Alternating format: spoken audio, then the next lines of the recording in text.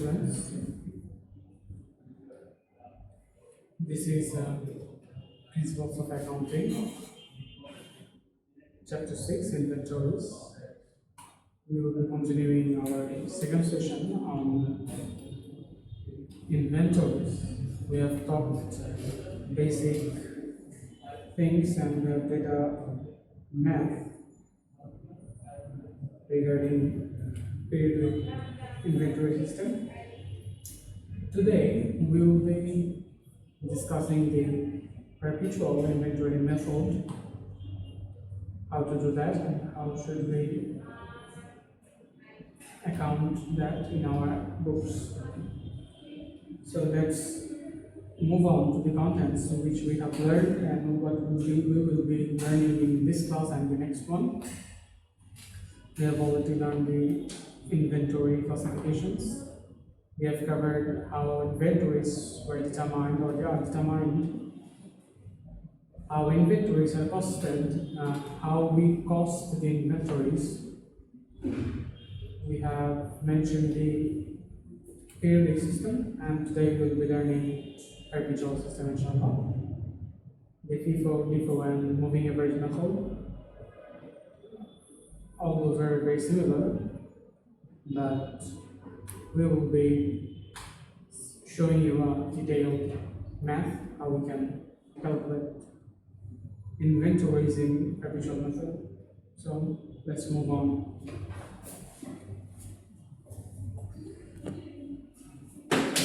So here is a mathematical problem of Houston Electronics.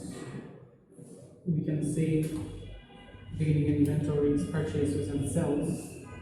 The question is assuming the perpetual inventory system compute cost of goods sold and ending inventory under FIFO, LIFO, and moving average method. So let's solve the FIFO method first. I will show you a handmade template in which you should solve the problem.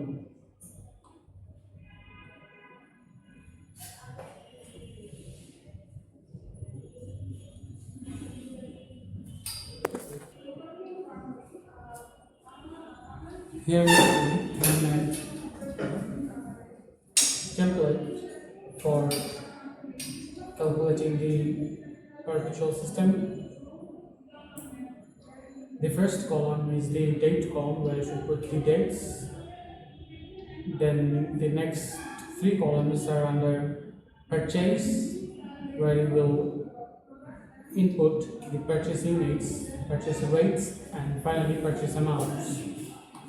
Then the next column shows cost of goods sold, where you will input the amount units which have been sold and the rates from previous purchase rates. And the final column includes balance, where you will input units, rate, and send amount. After each date, you will have a balance and you will have a total unit, which will help you to calculate the cost of goods sold of the items sold. And finally, we will have a ending inventory amount, which will be counted as ending inventory.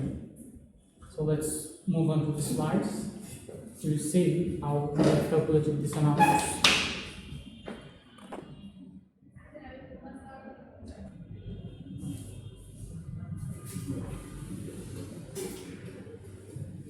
So let's see the solution, how we have done that.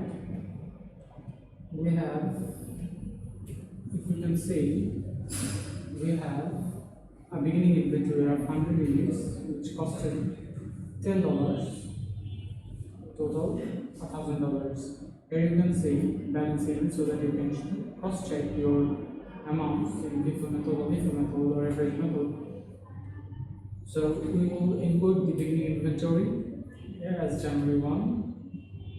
Here you can see we have inputted 100 units, $10, will amount to $1,000. Then on April 5, 15, we have purchased 200 units at $11, which will amount to 2,200 units. So when we so what we have in balance, we have $1,000 as beginning, and then we will add the next 2,200, which will amount to $3,200. In similar fashion, we will also include this August 24 purchase, which have 300 units at $12, which will amount to 3,600. We will add that in our balance section.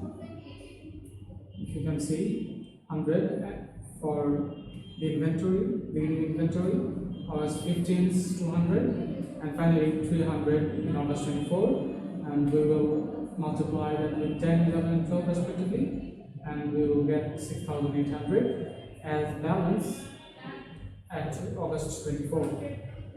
Now, at September 10th, the company sold how many units? 5,000, probably 500 units, 550. So, how much should it remain in the inventory, and how much should we balance? Let's see. As FIFO method, we will take the first one, which will go first, and then comes the second and the third in a similar fashion, in a chronological order. So the first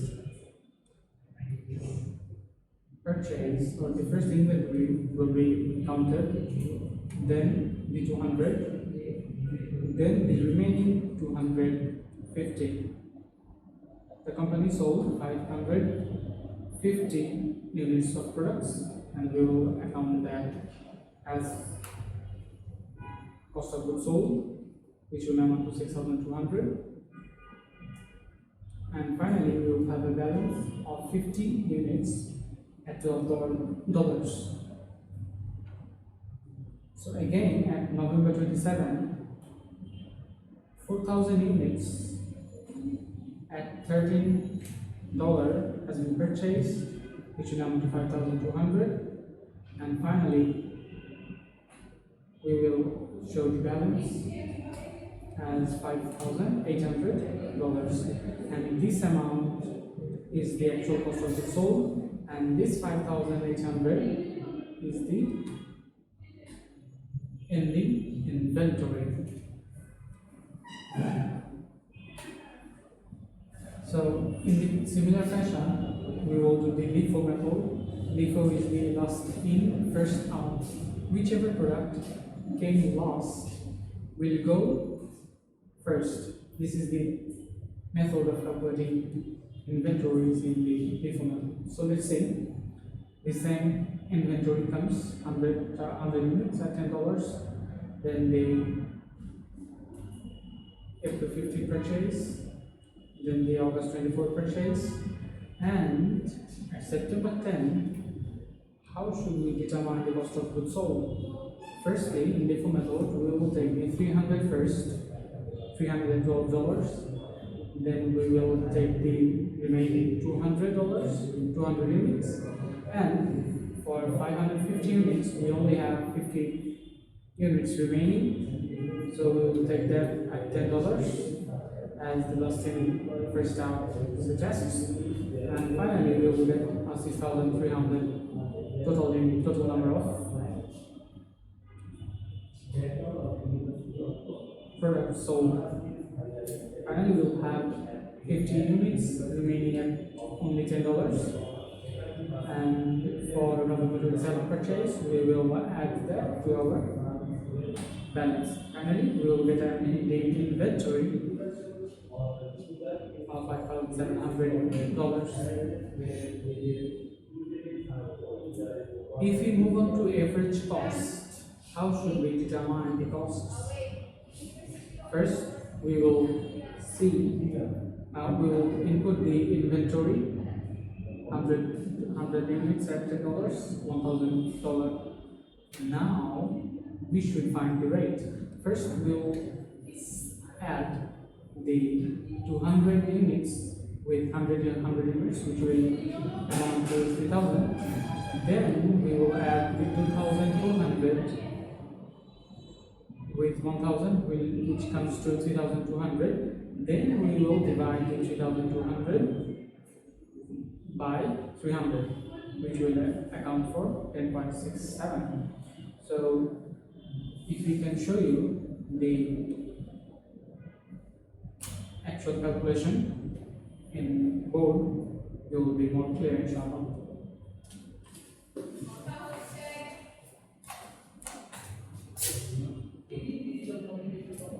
If you can see, we have calculated the rate for April 15, where the total units is 300 plus 200, and the amounts will be 100 into 10 plus 200 into 11 for the rates, and we get $3,200. And finally, how do we get the rate? We just divide 3,200 by 300. If we can say in sentences, it will be total amounts divided by number of units, which will get the rate 10.67. And that's how we calculated the rates, and we will need that when we determine the cost of goods sold. So we have shown you the rate, how to calculate the rate, and similar way we have to account the August 24, where we will get the total amount divided by total number of units. We'll get 11.33 as rate, average rate, and on September 10th, we will multiply the total number of units sold, 550, with the rate we have just calculated in the previous balance, which will be 11.33, and then we will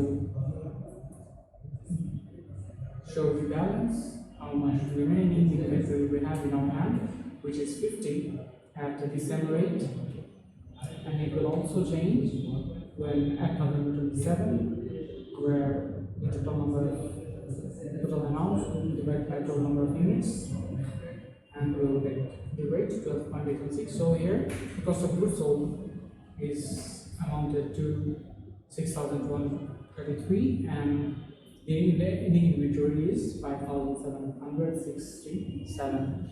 So this is how we calculate the FIFO method and average moving cost method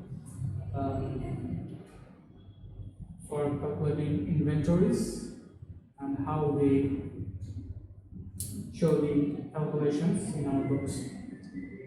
And here's final or another math where you should do the exercise, where assuming that ABC has the following lines of merchandise and costs and merchandise indicated, it is basically whichever is lower between actual cost of the product or the actual market value of the product in the market.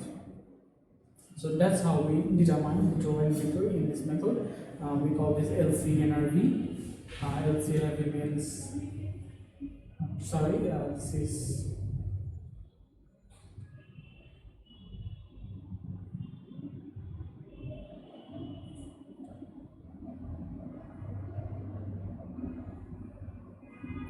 we call this LCNRV, lower of cost or net realizable value. It can also say market value. It should be net realizable value. Okay, fine. Now we will say the first item, flat panel TVs, costs 60,000 actual costing, but the market says it costs 55,000 only. So we will count that as 55. And similarly, the others, like the second one, we will say that it is 45,000 cost at cost price. The third one will be same 45,000. And the fourth one will also be 14,000, the lower one. And so that's how we calculate our total inventory. that's all for today's class. We will be discussing in the next class how we present inventories and how we analyze them in our financial statements, what should we disclose, and if there are some errors, what are the errors and how should we solve those errors in the next class, inshallah. Thank you for attending today's session.